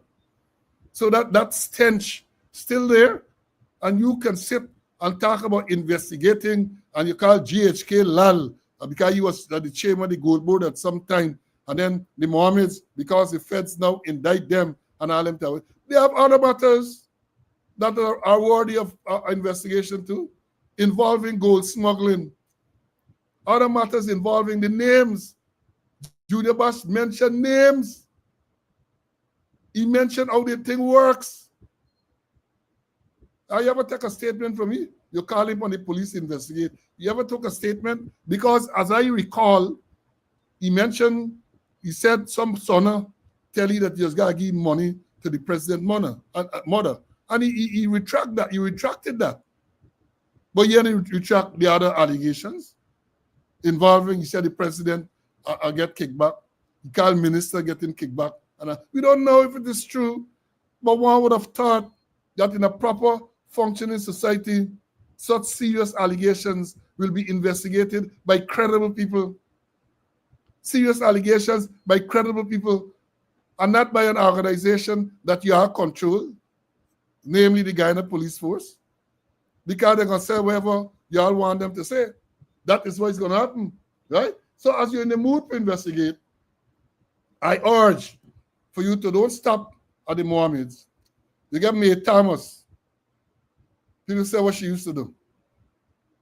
You get others. You get a police officer, senior police officer, sanctioned as a drug trafficker. Well, you're not going to investigate that too. You're waiting now for him to be indicted before you investigate. That is how it works. You have to be indicted before people can be investigated. Now, let me go. I'm going to outline what you anticipate for happening with the investigation. But let me bring in CC if you want to say anything more at this stage. CC, you want to say anything more at this point? It is so clear, that a proper investigation will not be done. But then they call in for investigation, the Sugate, what the executable businessman reported, and all these kind of things they do, and nothing is being done. And then the big one is that they say that they'll have a corruption unit. A corruption unit. We ain't know who gonna form this corruption unit. It don't form yet. Maybe next 5 years they're gonna form a corruption unit. We hearing nothing but and move on, Paul. You said corruption unit, but corruption unit is there. They said they're going to get an anti-corruption unit because they are part of the corruption unit. But let me say this. In the process of such an investigation, put on a police cap now. In the process of such an investigation, have they collected statements from the in relation to the indictment? We know the indictment was there, but the indictment have been supported by additional evidence. Are they in possession, if you're going to investigate at this end, are you in possession of statements? Are you aware of the names of the persons who may have given evidence in front of the grand jury in Florida? Are you aware? If you don't get something, what you investigating? What are you investigating if you don't have that? Because I say this, given to what is outlined in the indictment and the done against the Mohammeds, there ought to be a massive paper trail. Because they're talking about gold shipping out to Guyana, stamp, seal, and all them type of thing through all them agencies, to Miami, to Dubai. They talk about empty crates coming back all the way back into Guyana. There ought to be a massive paper trail. That's, of course, because remember, it's since June last year. By now, that's if the evidence still around. Are the people who are involved in that process, not necessarily who are alleged to be involved, you ought to have people who were actually involved in the process. Are they still around? Mr. Crime Chief, Mr. Commissioner of Police, are they still around? Are you aware of who those persons are? Are you aware? Because, again, over a year past, by now, y'all should have seen all the vouchers and all the paper trail and get the names, get copy, because when you have things happen, you just get mysterious fire, like that's coming to play, and things that's burned down. Are you in possession of all of those things? All of them. And we are talking here about hard copy alone. By now, all them computer, this thing got to the hard drive, should have been cloned and get us evidence. Yeah, serious about the investigation, Mr. Vice President. Yeah, serious about it. But of course, you might know this. This is policing. Are they serious about this? Again, this ought to have a massive, massive paper trail. By now, you all have to sit down if you really want to do an investigation. You have to do the trail, get the flight, all them flight with the various gold ship on. You have to know. All them things you need to know. When it chip or with chip, because it will appear that the U.S. get record. It looked like the U.S. is to get record. And I am saying that since the U.S. started this investigation and have moved to the point where there is indictment, they indicted the Mohammeds, right? Why not call them to continue the investigation? Why not ask them to continue this investigation to deal with the collaborators, as you call it? Why not ask them? Because in the process of doing the investigation to present the matter before a grand jury, they would have done a lot of work, get a lot of information. So I'm saying that if you really want this thing to be expected and to be done professionally, call the same people, say to them, continue this investigation, please, and deal with the collaborators, the named individuals. The named individuals, deal with them. Help us. Help us. But no, they ain't gonna do that. You know why? Because they don't want. Well, let me stop from saying that. I was about to say they don't want to know the truth. Many of them know the truth. They know what the truth is. Many of them know who are the persons involved. And many of them are getting diarrhea. They're getting shittings, telling people in short supply. They're getting shittings. And my main concern, Mr. Vice President, my main concern is that a lot of the evidence, all this time that elapsed, might be destroyed. Might be destroyed. So you get to a stage where it's only he said and she said and them said. Whereas you ought to have a massive paper trail of the gold going out to the country, the empty cartoons coming in, the gold going, the thing going out back on recycled documents. That thing's supposed to be there. But I suspect if you don't look sharp by now, if it ain't done already, the magic man, you know the magic man who went into the police armory at Evelary and turned cocaine into flour? The magic man might have been working again. He working in conjunction with Mr. Opel. He and Jackie Opel working to make sure that magic take place. Right? So let me understand this. Let me understand. I say all those months, people might have covered the tracks from June last year to now. Because from the time the sanctions come down, I noted the talk about a shipment value $5.3 million that is seized in Miami, shipment of gold. I don't know if that was shipped before the sanction or if it was shipped after the sanction, but I suspect by now, for the time the feds they seize the gold, a lot of the players, the scurrying, scratching out. No, let me tell you this. There's a story of a certain officer, now deceased police officer, who went to Linden some years ago to do an inspection, including the financial records. And as was the custom, he was feted and he signed off saying that everything was okay. And then I think a couple of nights or so afterwards, there was a bonfire in the Linden police station, Mackenzie police station compound. Bonfire. The books were on fire. A man get charged, a policeman get charged to the officer last he worked. The bonfire. The officer who went there to inspect a few days ago returned with chalk and razor blade. He returned with chalk and razor blade. And a process was employed. And his signature disappeared from the document that he had certified. So chalk and razor blade, the man used. Them old police, they can remember that. Some old police who there on this thing will remember that story. Linden bonfire in the Mackenzie police compound. Policeman was arrested, and the officer at the time, he's still alive, right? He worked for them. Because the story was he borrowing the police money for gamble. And the man, the finance man, used to help himself too. He come and he want to money for go and gamble. The finance man agree, and then the finance man help himself. And when the thing went south, finance man decided the best course of action is to put all them book on fire, big bonfire in the compound. Big bonfire in the compound.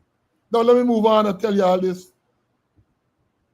I talk about the competence of SOCO to investigate a matter of this nature, and I said they are not competent and to think. Commissioner Cole, you can know that. Them is technique. Chalk and razor blade to remove a signature. Chalk and razor blade. You can remember in them days, they used to think with, well, any pen, not no big fountain pen. The man think ball pen there. The man used a process, very scientific chalk and razor blade to take off his signature from the book. Men know it. Men the wrong age. Some old police will know the story. Remember the story? I think that was in the late 70s or early 80s. I can't remember which. Right? Can't remember which. But I'm saying that if we are going to, and we should have an investigation, don't let for one moment believe that we're saying that there should not be any investigation. No, we're not saying that. We're saying there should be a proper investigation. But it is strange that the investigation now, he said the collaborators of the Mohammeds, people who collaborated with Mohammed in this massive gold smuggling, people who collaborated, some of them might be in government. Some of them might be in government if you really want to do a proper investigation. Because even if they did not actually, they did not participate, they might have known of it and okay it. As Mohammed said, the president knew of the Ferrari, the Lamborghini arrangement. They knew of that's what he alleged, that they knew of the arrangement. President didn't deny that, but he said they didn't tell you, the Marvin never give you the right amount, something to the effect. Right? So I am saying that a lot of them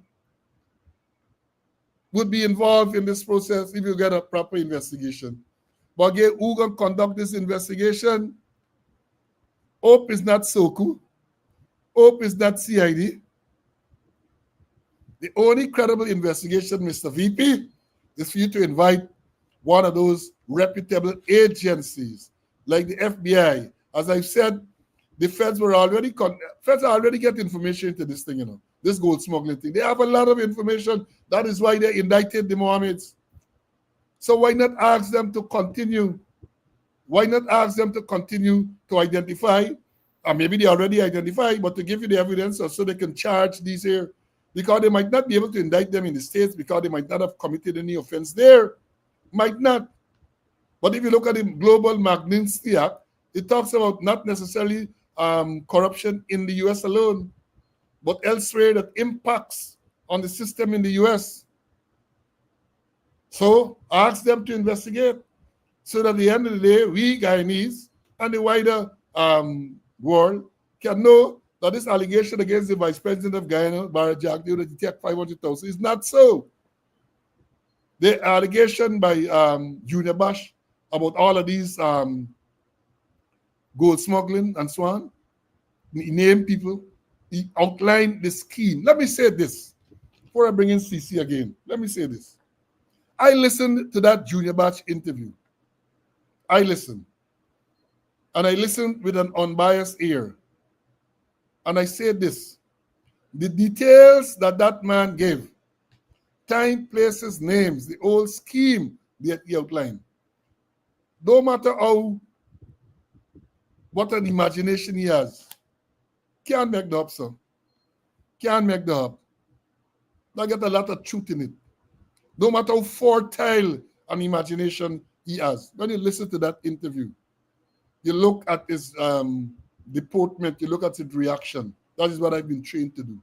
And I said, this thing is true. I came to the conclusion, having listened to that it is true. And one of the things that convinced me, that when he was asked a certain question that he didn't know, he said, no, you know. So it wasn't a case where he was trying to implicate anyone. It's not a case where he was trying to implicate. He just bared the story out there. To me, it was like a dying declaration. You know, policemen, you must understand the evidence about suicide. There was a subject called suicide and dying declaration. You know, dying declaration is hearsay. But given the circumstances under which a dying declaration is made, it is admissible in court, right? It is admissible in court. So again, I say to you, these young officers in particular, don't go about telling people that hearsay evidence is not admissible. Don't say that. People like me will laugh at you. Because the thing is, as a general rule, hearsay evidence is not admissible, but there are exceptions to the hearsay rule. Dying declaration is one. Res gestae is another. Right? So let me understand. Let me bring in Mr. Conway. So we are almost at an end. I'm bringing CC and hear what he has to say on this Mohammed issue. Go ahead, CC. Yeah, you know, but the thing is, you want to investigate those who collaborated. I wonder if, like, what evidence they got to give the whosoever the investigators will be. Because if you're going to come to me as a collaborator, You got to tell me in simple language, in language that I understand, and in detail what you are investigating. You can't come to me just so. Yeah, and so I know if they get anything so far from the feds, but by now they should get from the feds because if the second vice president is calling for you to do an investigation, you got to give them something to work with. So and if he get the evidence, why is he holding it back? Perhaps he holding it back for save himself or for save others who are deep in the government. Because we mentioned before, Azuddin cannot do it on the Mohammeds cannot do things on their own. They have to get people who aided and abetted and encouraging and all kind of thing them to do what the allegations are they did. Yeah, well, the vice president is saying that. Vice president said the collaborators, he called them, that they should be investigated as well. I agree, they must be investigated. But you made an important point. Where would this investigation start? How would it start? Just because the vice president said that, you have to have some, as I say, predicate for the investigation to start. You have to see some statement for this thing to continue. The only person or persons who are named that we are aware of are Mr. Nazar Shel Mohammed and his son Asudin Mohammed. That's the only two names, right? So you're going to start the investigation by questioning them. They have already been indicted. In America, they take the fifth. They amount to say nothing. And I'm sure that if you were to invite them, they're going to get it live or tell them not to say a word to you. So where do you go from there? Are you in possession of the names of the people that the US said, the named persons? But even assuming now that you're in possession of those names, that alone, where you going to go and say, where you starting? Where are you starting this investigation? I know the vice president jump out and he make a statement there, and I say it's more than a dog whistle, they're going to run. But he can't get the backbone, he ain't get the knowledge, the crime chief, they ain't get his spine to say, well, look, we have to get statements, we got to get something. We have to have the allegation properly recorded, what these people are alleged to have done, so that we can get statements and we can then start to interview, we can maybe make arrests and interview people. But if you don't get them statements and so on, what are you doing? What are you doing? You know, it's unfortunate in Guyana too, because what they're going to do, now that they were instructed, they're going to pick up people while. They are likely to move and pick up people while. Get them there for 72, they ain't got nothing for them to charge on. And then you lose them. And then you say you're going for advice, and it's a for the investigation. A matter like this, that we understand it clearly, notwithstanding the fact that the vice president intervening, I think, inappropriately, is my belief, in the matter. If you are proper police, you're going to make sure that proper policing work is done, right? And proper policing work in this case means that you have got to seek and get all the necessary statements and whatever the allegation is, right? And then you're going to sift it through. Who are the names? You investigate. Look to get supporting documents. I don't know that the FBI would have gotten the vouchers and the copy of all of it. I don't know that the federal people who did the investigation to indict the Mohammeds would have all that. If they have it, you need to get copies of those things. You need to get copy of the books. At least the local records, you have to have that. And then you see who signed off, who work at this time.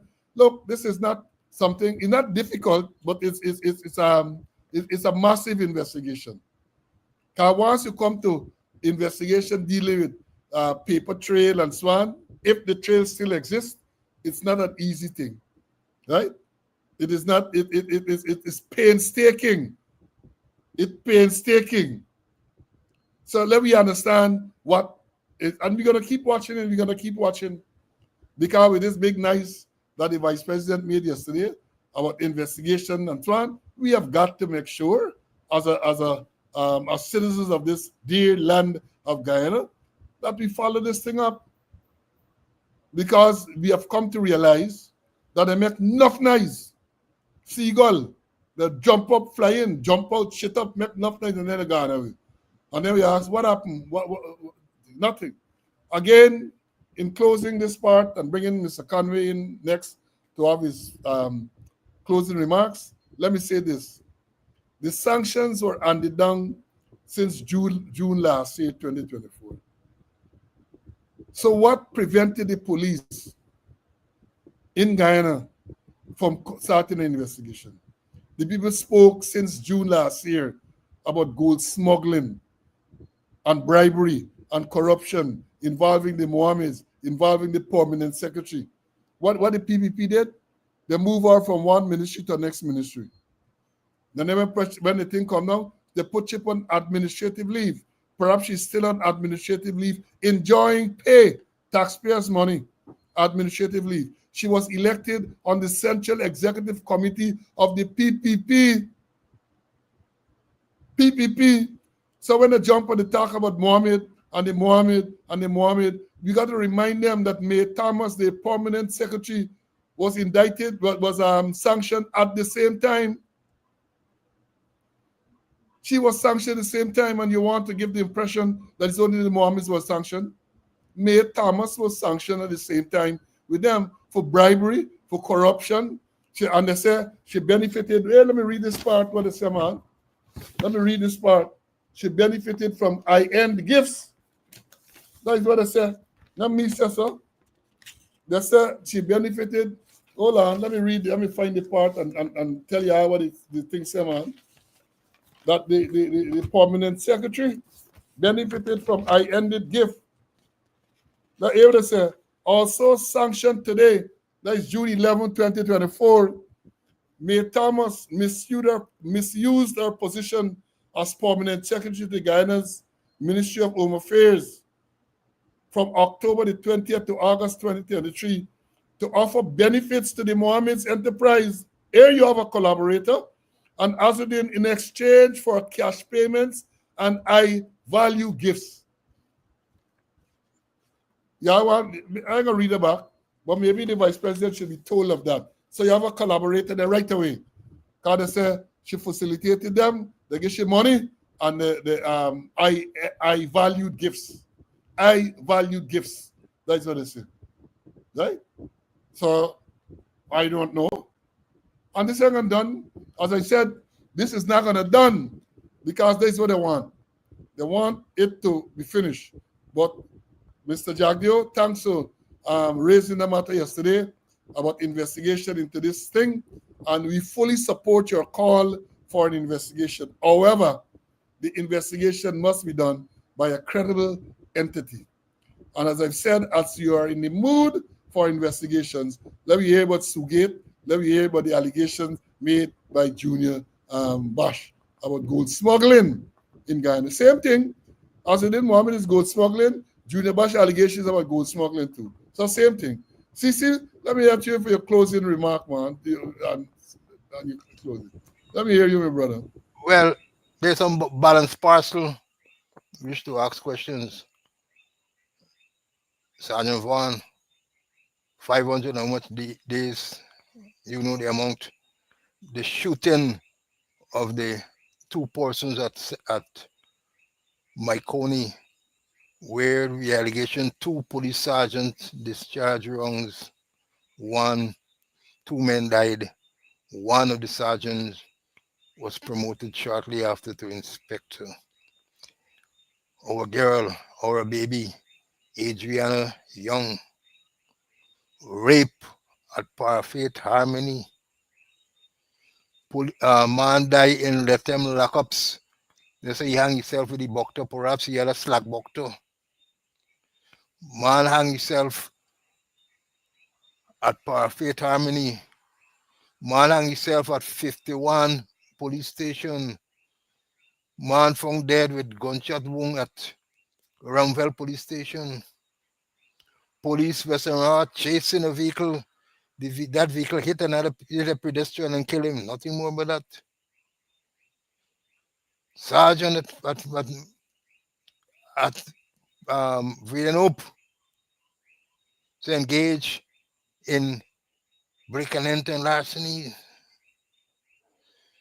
Policeman gets sentenced to 9 months in prison, not interdicted, not dismissed, return, and only to be told that whilst he was in prison for 9 months, his family draw his salary, the money going to the bank. 9 months. I know what happened with them too. He tax drug trafficking, administratively, Mandel. How could a dead police service commission get him to resume duty? And if so, wait there, wait him there.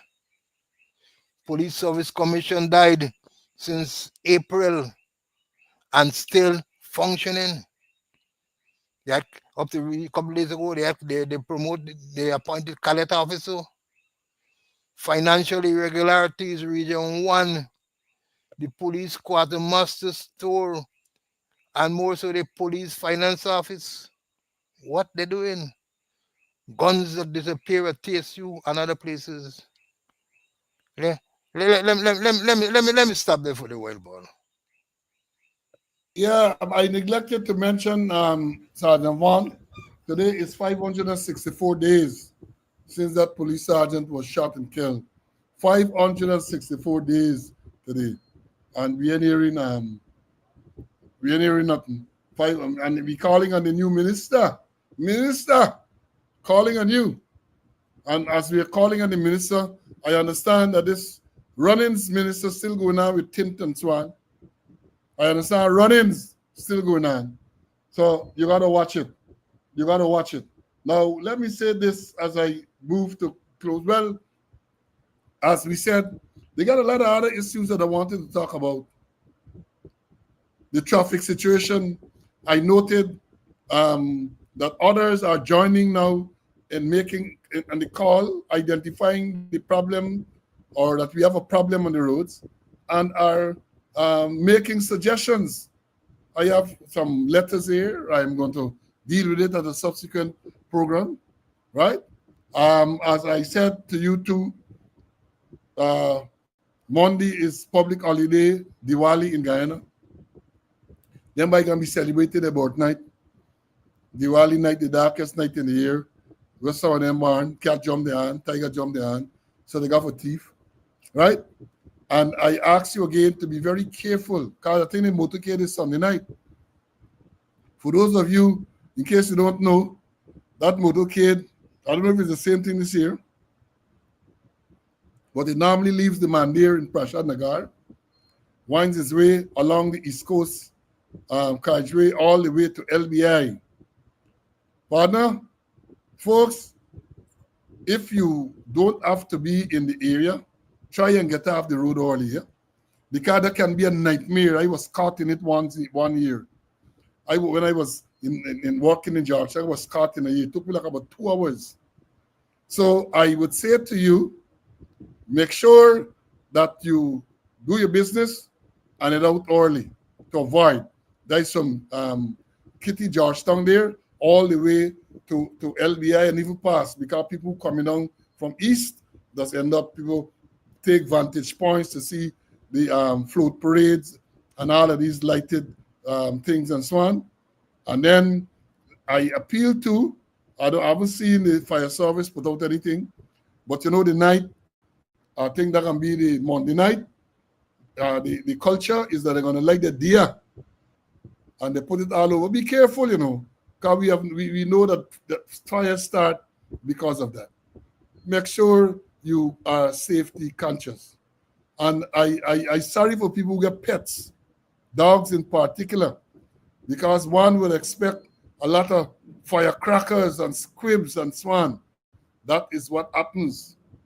That is what happens. So be extremely, extremely careful this weekend, especially I think it's Sunday night when they have the float parade.